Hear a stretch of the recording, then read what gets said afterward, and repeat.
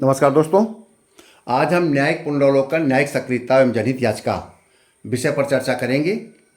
यह विषय सभी मेंस के लिए महत्वपूर्ण है। यूपी पीसीएस मेंस का प्रश्न पत्र थी जो इंडियन पॉलिटी, गवर्नेंस और कॉन्स्टिट्यूशन से जुड़ा हुआ है, उससे संबंधित है। असिस्टेंट रजिस्ट्रार में समान अध्ययन के विस्तृत उत्तरीय प्रश्न आता है, उससे संबंधित है। आईएएस का प्रश्न पत्र इंडियन पॉलिटी, गवर्नेंस से संबंधित है, उससे जुड़ा हुआ है। इसके अलावा objective type exam, RO, sub inspector police, UP triple इन सब से किसी न किसी रूप में जुडिशल रिव्यू, जुडिशल एक्टिविज्म और पब्लिक इंटरेस्ट लिटिगेशन पर प्रश्न आता है। तो आज हम सबसे पहले प्रारंभ करते हैं न्यायिक पुनरावलोकन। न्यायिक पुनरावलोकन भारतीय संविधान के अनुच्छेद 13, 32, 226 से मुख्य रूप से लिया गया है। अनुच्छेद 13 क्या कहता है? कोई भी विधि जो मूल अधिकारों को नुकसान पहुंचाती है, मूल अधिकारों का क्षरण करती है, वह विधि शून्य होगी, वो कानून गैर कानूनी होगा। अनुच्छेद 32 भारतीय संविधान का अनुच्छेद 32 सुप्रीम कोर्ट को मूल अधिकारों के संरक्षक के रूप में निर्धारित करता है और ये कहता है कि भारत के संविधान के अंतर्गत विधायिका संसद द्वारा बनाया गया कोई कानून जो मूल अधिकारों को क्षरण करता है, नुकसान पहुंचाता है, वो अनुच्छेद 32 के अंतर्गत उसको रिव्यू कर सकता है। अनुच्छेद 226 इससे भी ज़्यादा बढ़कर हाई कोर्ट को शक्ति देता है। हाई कोर्ट 226 के अंतर्गत न केवल मूल अधिकारों के संबंध में किसी वाद का रिव्यू कर सकता है, सुनवाई कर सकता है, बल्कि अन्य क्षेत्र में भी वो सुनवाई कर सकता है। यानी कि 226 में मूल अधिकारों के साथ साथ अन्य अधिकारों पर भी विचार कर सकता है, रिट जारी कर सकता है हाई कोर्ट। हाई कोर्ट की 226 के अंतर्गत शक्ति अधिक है। अब आता है कि न्यायिक पुनरावलोकन को प्रारंभ कब हुआ।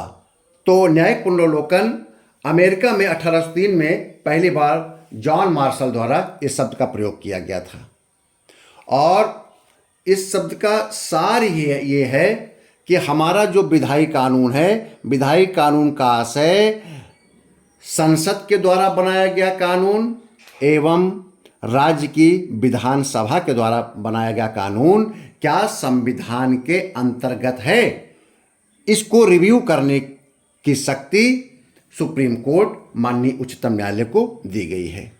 न्यायिक पुनरावलोकन में न्यायपालिका यह देखती है कि विधायी कानून संवैधानिक कानून के अनुरूप है या विधायी कानून चाहे केंद्र का हो या राज्य का।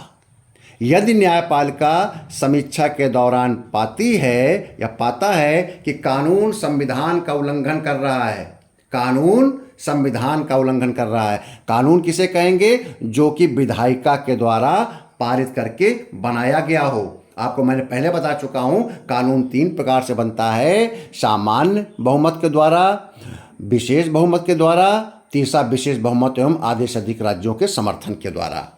तो अगर ऐसा कोई कानून बनाया गया है तो उसकी वैधानिकता की जांच सुप्रीम कोर्ट अनुच्छेद 13, अनुच्छेद 32 के अंतर्गत करेगा। अगर वो गैर कानूनी है, गैर संवैधानिक है, तो वो विधि शून्य घोषित किया जाएगा और वो कानून लागू नहीं रहेगा। न्यायिक पुनरावलोकन जुडिशियल रिव्यू के अंतर्गत ध्यान रहे इनको शामिल करेंगे। नंबर 1, संवैधानिक संशोधन। कोई भी संविधान का संशोधन हुआ है, अगर किसी व्यक्ति ने रिट प्रस्तुत कर दिया और उस पर एक प्रकार का चैलेंज कर दिया उस कानून को, और प्रथम दृष्टया सुप्रीम कोर्ट, माननीय सुप्रीम कोर्ट को ऐसा लगता है कि इस रिट को स्वीकार करने योग्य है, इसमें विधि का प्रश्न दिख रहा है, तब वो संवैधानिक संशोधन को अनुच्छेद 13, अनुच्छेद 32 के अंतर्गत स्वीकार करेगा। संसद एवं राज्य विधानमंडल द्वारा यदि कोई सामान्य कानून बनाया है सामान्य बहुमत से, तो वह भी इसके अंतर्गत आएगा। यहाँ तक कि केंद्र और राज्य के अथॉरिटीज ने, प्रशासनिक अधिकारियों ने यदि अधीनस्थ विधायन का प्रयोग करते हुए, एडजुडिकेशन का प्रयोग करते हुए सबोर्डिनेट लेजिस्लेशन का प्रयोग करते हुए, ये अभी आपको कभी आगे बताऊंगा सबोर्डिनेट लेजिस्लेशन क्या है। संक्षेप में बता दूं मैं, सबोर्डिनेट लेजिस्लेशन में ये होता है कि विधानसभा या लोकसभा कोई विधेयक पारित करती है और कानून बना देती है, और कानून बनाते समय एक्ट बन जाता है, और एक्ट बनते समय उसमें कुछ प्रावधानों को कार्यपालिका को दे दिया जाता है कि कार्यपालिका उसको डिटेल करते हुए, उस पर विस्तृत करते हुए स्वयं नियम बना लेगी। तो यदि वो नियम त्रुटिपूर्ण बनाए जाते हैं, उसको हम कहते हैं आपका सबोर्डिनेट लेजिस्लेशन। ये सबोर्डिनेट लेजिस्लेशन या सबोर्डिनेट जो रूल्स रेगुलेशन आप बनाए जाते हैं, वो प्रशासनिक अधिकारियों के द्वारा, जो कि कार्यपालिका के महत्वपूर्ण अंग है। अगर सुप्रीम कोर्ट को लगता है कि किसी एक्ट को जो पारित किया गया था और जो उनको ताकत दी गई थी सबोर्डिनेट लेजिस्लेशन बनाने की, नियम, उपनियम, विनियम बनाने की, रूल, सब रूल्स एंड रेगुलेशन बनाने की, वो रेगुलेशन इस एक्ट के खिलाफ जा रहे हैं, तो उसको भी वो रिव्यू कर सकती है। तो बात समझ में आ गई। नंबर 1, संविधान संशोधन को रिव्यू कर सकती है, संसद एवं राज्य विधानमंडल द्वारा बनाए गए कानून को रिव्यू कर सकती है, और यहां तक कि केंद्र और राज्य के जो अथॉरिटीज हैं, जो एग्जीक्यूटिव बॉडी है, और वो एग्जीक्यूटिव बॉडी अगर कोई भी सबोर्डिनेट लेजिस्लेशन तैयार करती है, सबोर्डिनेट लेजिस्लेशन के अंतर्गत बाई लॉज बनाना, रूल्स बनाना, रेगुलेशन बनाना, तो अगर वो कहीं ना कहीं संविधान के मूल अधिकारों का उल्लंघन करता है, जो जुडिशियल रिव्यू अनुच्छेद 13 और अनुच्छेद 32 से प्रारंभ हो जाएगा। मैं आप बोर्ड में देखिए, मैंने कुछ आर्टिकल लिखे हैं जिनसे हमको न्यायिक पुनरावलोकन की ताकत मिलती है। अनुच्छेद 13 मैंने आपको बता दिया, ऐसा कोई भी विधि जो मूल अधिकारों को नुकसान पहुंचाती है विधि शून्य घोषित होगी, एक लाइन में। अनुच्छेद 32, मूल अधिकारों के क्षरण के संबंध में यदि लगता है सुप्रीम कोर्ट को कि कोई रिट उसके समक्ष प्राप्त हुई है और कहीं न कहीं मूल अधिकारों को नुकसान पहुंच रहा है, तो वो रिट के माध्यम से, जो 5 रिटें मैंने आपको पहले मौलिक अधिकार पढ़ाते समय बताया था, उसका प्रयोग कर सकती है। अनुच्छेद 31 के द्वारा, अनुच्छेद 31 में ओरिजिनल जुरिस्डिक्शन का प्रयोग किया गया है, उसके द्वारा रिव्यू करेगी। ये तो एक प्रकार के सुप्रीम कोर्ट की एक प्रक्रियाएं हैं, लेकिन आप जब जुडिशियल रिव्यू को लिखेंगे, लिखित प्रश्न पत्र में, लिखित उत्तर में, जब आपको 125 नंबर, 250 नंबर का यूपी पीसीएस मेंस और आईएएस मेंस और आपका असिस्टेंट रजिस्ट्रार यूनिवर्सिटी के लिखित परीक्षा, मेंस परीक्षा में जब लिखने को आएगा, तब आपको इन आर्टिकल को संक्षेप में बताना पड़ेगा।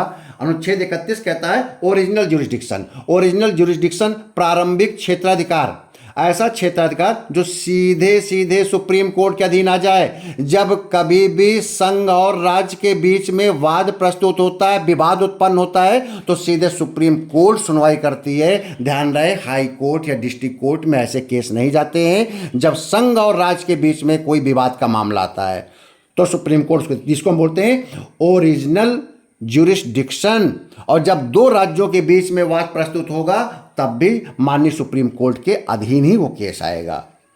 तो अनुच्छेद 31 के द्वारा भी रिव्यू करता है जब दो राज्यों के बीच में विवाद हो या संघ और राज्य के बीच विवाद हो, केंद्र और राज्य के बीच में। अनुच्छेद 132 अपील जुरिस्डिक्शन की बात करता है। अपील करने का आशय यह है कि यदि हाई कोर्ट से मामला आगे बढ़ना है और सुप्रीम कोर्ट तक पहुंचना है, या कोई व्यक्ति हाई कोर्ट के बाद सुप्रीम कोर्ट अपने वाद को ले जा सकता है, तब 132 के अंतर्गत सुप्रीम कोर्ट उसको रिव्यू कर सकता है। आप लोगों को पता ही है, बहुत से केसेस में जब राज्य हाई कोर्ट के, अपने राज्य में हाई कोर्ट से पराजित होता है या जीतता है, जो दूसरी पार्टी होती है वो चाहती है इसको मैं चैलेंज करूं जाकर सुप्रीम कोर्ट में, उच्च कोर्ट में, तो इसको बोलते हैं अपीली अधिकार। तो इस अपीली अधिकार का अधिकार जब मिलता है, तो ये चाहे कॉन्स्टिट्यूशनल बेस हो, सिविल केस हो और चाहे क्रिमिनल केस हो। यह अनुच्छेद 132, 33, 34 में इसी को लेकर अनुच्छेद 132 जो है वो कॉन्स्टिट्यूशनल बेस पर जाता है। अनुच्छेद 133 सिविल केस में जाता है। तो इस सिविल केस में और अनुच्छेद 134 क्रिमिनल केस पे अपील की जाती है। अब इसके बाद आता है अनुच्छेद 136। अनुच्छेद 136 जिसको हम बोलते हैं एसएलपी, जब विशेष अधिकार मिलता है, जब कोई व्यक्ति एसएलपी दायर करता है तो उसको हम अनुच्छेद 136 के अंतर्गत शामिल करते हैं। और लेकिन एसएलपी कभी भी सैन्य मामलों में या सैन्य निर्णयों के खिलाफ नहीं दायर की सकती है। तो आप नोट कर लें, सरकारी कर्मचारी और जो इस परीक्षा की तैयारी कर रहे हैं असिस्टेंट रजिस्ट्रार, जो लोग शासकीय सेवा में हैं, एसएलपी हमेशा भारतीय संविधान के अनुच्छेद 136 के अंतर्गत दायर की जाती है। इसके अलावा एक इम्पॉर्टेंट है 141 एक आर्टिकल है। 141 कहता है कि रिव्यू की पावर देता है और ये कहता है कि सुप्रीम कोर्ट का कोई भी कानून, कोई भी आदेश हर जगह पर लागू होगा, सभी न्यायालयों में लागू होगा। यानी कि अगर 141 के अधीन सुप्रीम कोर्ट, माननीय सुप्रीम कोर्ट ने किसी केस का रिव्यू कर लिया है तो उसको हर जगह लागू किया जाएगा। अनुच्छेद 142 के द्वारा भी रिव्यू करता है। अनुच्छेद 142 कहता है सुप्रीम कोर्ट के आदेश मान्य होंगे भले ही वह किसी भी कानून में ना लिखे गए हों। देखिए कितना महत्वपूर्ण है। अगर उसने रिव्यू कर लिया किसी चीज़ को और 142 के अंतर्गत उसको आदेश है कि उसने कोई गाइडलाइन जारी कर दी तो मान्य होगा। आगे चल के हम बताएंगे कि 142 को समय समय पर जब देखता है सुप्रीम कोर्ट, माननीय सुप्रीम कोर्ट जब देखते हैं कि किसी कानून तो इस समय लागू नहीं है और उस समय ये आवश्यक है कि कोई गाइडलाइन जारी की जाए, कुछ निर्देश जारी किए जाए, तो उसको जारी करता है। आगे हम न्यायिक सक्रियता में इसे हम एक महत्वपूर्ण मामले में बात करेंगे, विशाखा गाइडलाइन पर, जो महिलाओं के यौन शोषण या कार्य पर रहते हुए, सेवा में रहते हुए, कार्यस्थल पर रहते हुए उनके अगेंस्ट जिस प्रकार का अनैतिक कृत्य होता है, तो उसके संबंध में विशाखा गाइडलाइंस 1997 में स्वयं सुप्रीम कोर्ट ने जारी कर दिया था और ये कहा था कि इनको तुरंत लागू किया जाए और सरकार आगे चलकर इस संबंध में कानून बनाए। उसके बाद कानून बनाया गया था 2013 में। तो ये आपको 142 अधिकार देता है और 143 के अंतर्गत हमारे राष्ट्रपति को परामर्श देने का अधिकार सुप्रीम कोर्ट के पास है। तो ये परामर्श कब देगा? जब वो केस माननीय राष्ट्रपति महोदय माननीय न्यायालय के समक्ष प्रस्तुत करते हैं और ये कहते हैं कि इस पर हमको परामर्श दीजिए, तो माननीय सुप्रीम कोर्ट उस केस का पूरा रिव्यू करेगा। जुडिशियल रिव्यू करने के बाद ही परामर्श देंगे कि इस केस में क्या होना चाहिए। तो आप देखिए, संविधान के अनुच्छेदों के बारे में मैंने बोर्ड में लिखा है, इसको आप समझ लें। अनुच्छेद 13 कहता है कि विधशून्य हो जाएगा यदि मूल अधिकारों का उल्लंघन कर रहा है कोई कानून। अनुच्छेद 32 मौलिक अधिकार के संबंध में है ही। 31 आपको ये अधिकार देता है कि ये ओरिजिनल जुरिस्डिक्शन है। अगर केंद्र राज्य के बीच में कोई वाद है और राज्यों के बीच में आपस वाद है तो 131 में जाएगा। 132, 33, 34 ये आपके सिविल, कॉन्स्टिट्यूशनल और क्रिमिनल संबंधी केस के बारे में है। तो आगे और 136 एसएलपी की बात करता है। 143 जो है वो राष्ट्रपति को परामर्श की बात करता है। जुडिशियल रिव्यू एक इंपॉर्टेंट है और क्वेश्चन आते हैं, आगे चल के मैं बताऊंगा किस प्रकार क्वेश्चन आते हैं। अब इसके संबंध में महत्वपूर्ण मामले, क्योंकि आपको जब कोई भी अच्छा प्रश्न का उत्तर लिखना है तो आपको केस लॉस देने होते हैं। अगर आप चाहते हैं कि 20 अंकों में आपको 16, 17, 15 मार्क्स मिले। सतही लिखने पर 8 से 10 नंबर मिलेंगे, कुछ अच्छा लिखने पर आपको 15-16 नंबर तक मिल सकते हैं 20 में, चाहे वो पीसीएस मेंस हो और चाहे आपका असिस्टेंट रजिस्ट्रार हो या आईएएस मेंस हो। अच्छा लिखेंगे तो 12-13 नंबर मिल जाएंगे आईएएस मेंस में, अदरवाइज आपको 8 से 10 नंबर मिलेंगे 20 नंबर में। तो देखिए, महत्वपूर्ण मामलों में न्यायिक पुनरावलोकन की बात आती है तो सबसे पहले आपने देखा महत्वपूर्ण मामलों में गोलकनाथ बनाम पंजाब राज्य का उल्लेख है। आपको मैं पहले बता चुका हूं, गोलकनाथ बनाम पंजाब राज्य में साफ कह दिया था कि मूल अधिकारों का उल्लंघन विधशून्य होगा। अनुच्छेद 13 कहता है, गोलकनाथ ने कहा था और पहली बार रिव्यू किया गया था। तो यह रिव्यू किया गया था मूल अधिकारों पर। केशवानंद भारती बनाम केरल राज्य में आपको मैंने पहले बता चुका हूं, आधारभूत ढांचे शब्द का इस्तेमाल किया गया था। यह पहला महत्वपूर्ण रिव्यू था संविधान का, जो आज भी लागू है। आगे चल के बहुत से कानूनों में, बहुत से केसेस में, बहुत से वादों में केशवानंद भारती बनाम केरल राज्य का उदाहरण देकर उसको हल किया जाता है, उसका निपटारा किया जाता है, निर्णय किया जाता है। केशवानंद भारती बनाम केरल राज्य में साफ कह दिया था कि संसद सर्वोच्च है, इसमें कोई दो राय नहीं। संसद संविधान के किसी भी अनुच्छेद में कोई परिवर्तन कर सकता है, संशोधन कर सकता है, बशर्ते वह मूलभूत ढांचा ना हो। मूलभूत ढांचा क्या है उसके बारे में उन्होंने एक लिस्ट दिया था, पिछले वीडियो में बता चुका हूं। यह भी रिव्यू का मामला है। अगला रिव्यू किया था मिनर्वा मिल्स में। मिनर्वा मिल्स में आपको पता ही है कि मिनर्वा मिल्स में भी आधारभूत ढांचे पर बल दिया था और यह कहा था कि पक्षपातपूर्ण शासकीय कार्यों का न्यायिक पुनरोत्तर किया जा सकता है। अगर कोई भी पक्षपात किया जाएगा, मिनर्वा मिल्स बनाम भारत संघ में आ रहा है न्यायिक पुनरावलोकन। ये इन्होंने इस शब्द को स्वीकार कर लिया, जुडिशियल रिव्यू। आप इसको एक जगह लिख लीजिए कि 1980 के मिनर्वा मिल्स लिमिटेड बनाम भारत संघ जो मामला आया था उसमें जुडिशियल रिव्यू शब्द का इस्तेमाल कोर्ट ने कर लिया था। तो 80 में पहली बार इस शब्द का इस्तेमाल कर लिया गया था। उनका था जुडिशियल रिव्यू भी आपका मूल ढांचा है। केशवानंद में ये लाइन शब्द नहीं आया था, बल्कि मिनर्वा मिल्स में मूल ढांचे में जुडिशियल रिव्यू आया था। जुडिशियल रिव्यू भी मूल ढांचा है। जुडिशियल रिव्यू की ताकत को सुप्रीम कोर्ट से नहीं लिया जा सकता। इसके बाद एक केस आया इंदिरा साहनी बनाम भारत संघ 1992 में। इंदिरा साहनी बनाम भारत संघ का वो केस है जिसमें पिछड़ा वर्ग को सरकारी नौकरी में आरक्षण की वैधानिकता का परीक्षण किया गया था। इसके बाद विशाखा बनाम राजस्थान राज्य, यह बहुत इंपॉर्टेंट है, इस पर हम आगे विस्तार से कभी चर्चा करेंगे। यह एक यौन उत्पीड़न का एक मामला था, ये राजस्थान का मामला था। तब विशाखा बनाम राजस्थान राज्य, इसको विशाखा नाम दिया गया था। 1997 का मामला है, जिसमें यह कहा था सुप्रीम कोर्ट ने कि अगर कोई कानून इस समय चलन में ना हो तो कोर्ट का ये मानना है कि उसमें भी न्याय इंश्योर किया जाए, जस्टिफाई किया जाए।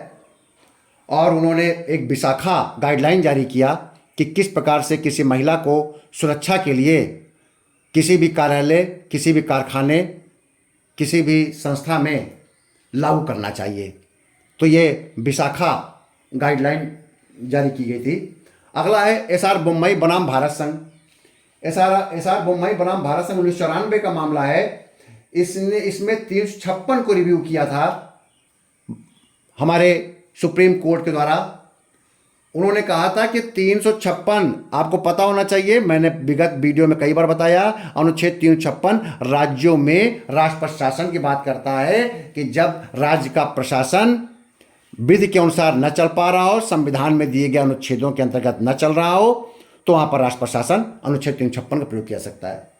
लेकिन एसआर बोम्मई ने कहा था कि अनुच्छेद 356, ये जो राष्ट्रपति की शक्ति है, ये आत्यंतिक नहीं है, एब्सोल्यूट नहीं है, ये सुप्रीम कोर्ट के रिव्यू के अंतर्गत है। यदि कोई वाद प्रस्तुत करेगा और ये कहेगा कि गलत तथ्यों के आधार पर यह अनुच्छेद 356 का प्रयोग किया जा रहा है, तो इसको रिव्यू किया जा सकता है। इस प्रकार के आपके इसको भी रिव्यू किया गया। अब प्रश्न आता है कि क्या सुप्रीम कोर्ट की रिव्यू पावर संसद से ऊपर है? क्योंकि जब भी कोई भी आपातकाल लगता है तो संसद उसकी औपचारिक घोषणा करता है प्रपोजल आपके रेजोल्यूशन के द्वारा। तो कहा गया क्या सुप्रीम कोर्ट की पावर संसद से ऊपर है? लेकिन यहाँ रिव्यू है, उन्होंने कहा कि हम रिव्यू कर सकते हैं।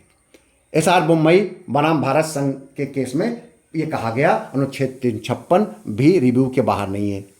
अगला केस आया इंडियन यंग लॉयर बनाम केरल राज्य। इंडियन यंग लॉयर बनाम केरल राज्य में यह कहा गया कि ये बहुत महत्वपूर्ण है, ध्यान रखिएगा, आप लोगों ने सुना भी होगा। इस पे सुनवाई करते समय कहा था, ये बहुत वाद में था, बहुत विवाद चल रहा था, और ये सबरीमाला केस भी इसको कहते हैं। तो इस केस में एक कहा गया था कि एक निश्चित आयु से ऊपर की महिला को सबरीमाला मंदिर में प्रवेश से रोका जाएगा। लेकिन सुप्रीम कोर्ट में जब मामला गया तो उन्होंने कहा कि किसी को भी रोकना या मंदिर में जाने से मना करना यह असंवैधानिक है, यह समानता के अधिकार के विरुद्ध है, और समानता का अधिकार हमारा मूल अधिकार है। ये एक पक्षपात को बढ़ावा देता है।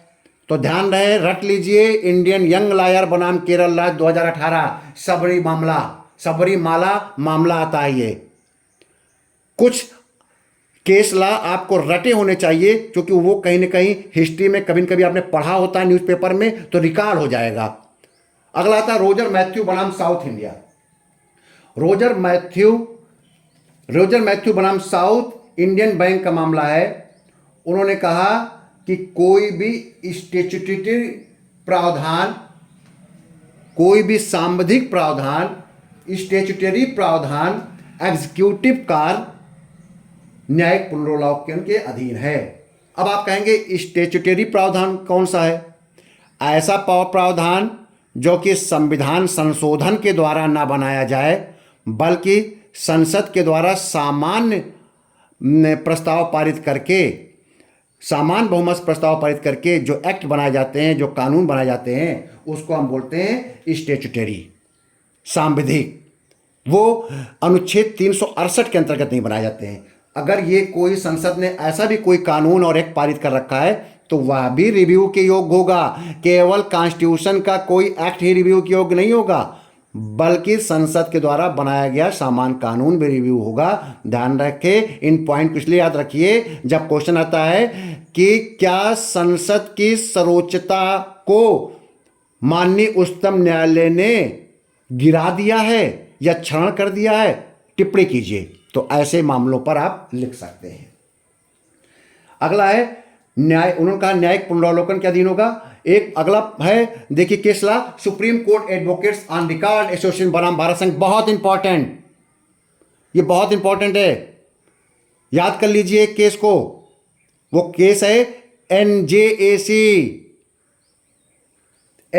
National judicial appointment committee act 2015। आपको याद आ रहा होगा जब संसद ने एक विधेयक पारित करके एक्ट बनाकर कहा था कि सुप्रीम कोर्ट के जजेस की ये कमेटी नियुक्ति करेगी, तब ये मामला supreme court advocates on record चले गए थे सुप्रीम कोर्ट पर अपनी रिट लेकर। सुप्रीम कोर्ट ने इसको संज्ञान में लिया और एनजेएसी को निरस्त कर दिया और कह दिया कि ये संविधान के विरुद्ध है, क्योंकि ये जो सुप्रीम कोर्ट की स्वतंत्रता है, इंडिपेंडेंसी है जुडिशरी की, उसको बाधित करता है। याद कर लीजिए, रट लीजिए।